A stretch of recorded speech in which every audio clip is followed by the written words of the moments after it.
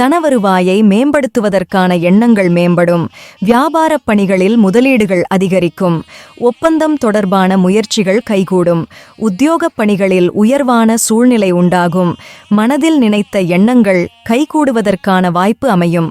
உறவினர்களிடம் இருந்து வந்த கருத்து வேறுபாடுகள் படிப்படியாக குறையும். அரசு சார்ந்த துறைகளில் பேராசையின்றி செயல்படுவது நல்லது. வெளியூர் தொடர்பான பயண வாய்ப்புகள் சாதகமாகும். குடும்ப உறுப்பினரிடம் அனுசரித்து நடந்து கொள்வதன் மூலம் உங்கள் மீதான நம்பிக்கை மேம்படும். சுகக்குறைவு, பெண்கள் மூலம் பேரிழப்பு ஏற்படும்.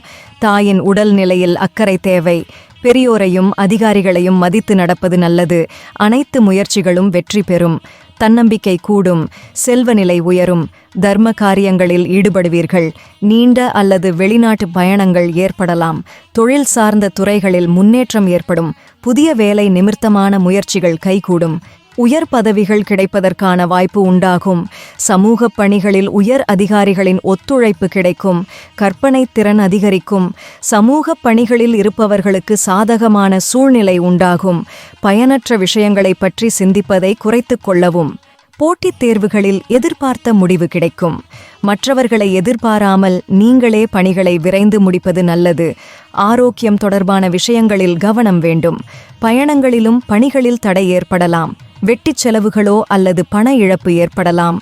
தொழில் வியாபாரத்தில் ஏற்படும் குழப்பங்களால் ஆதாயம் குறையும். மனதளவில் புதிய பாதை புலப்படும். பெற்றோர்கள் ஒத்துழைப்பாக இருப்பார்கள். ஆன்மீக பணிகளில் ஆர்வம் அதிகரிக்கும். கடன் சார்ந்த பிரச்சனைகள் குறையும். வியாபாரத்தில் சில மாற்றமான சூழல் ஏற்படும். முயற்சிகளில் இருந்து வந்த தடைகளை வெற்றி கொள்வீர்கள். உயர் அதிகாரிகளின் ஆதரவு கிடைக்கும். எதிர்பாராத திடீர் அதிர்ஷ்டங்கள் உண்டாகும். பொருளாதார நெருக்கடிகள் அவ்வப்போது ஏற்பட்டு நீங்கும். வெளியூர் தொடர்பான பணிகளில் ஆதாயம் உண்டாகும். குடும்ப உறுப்பினர்களிடையே கோபமான பேச்சுக்களை குறைத்துக் கொள்வது நல்லது. சமூகம் தொடர்பான பணிகளில் பொறுமையை கையாளவும்.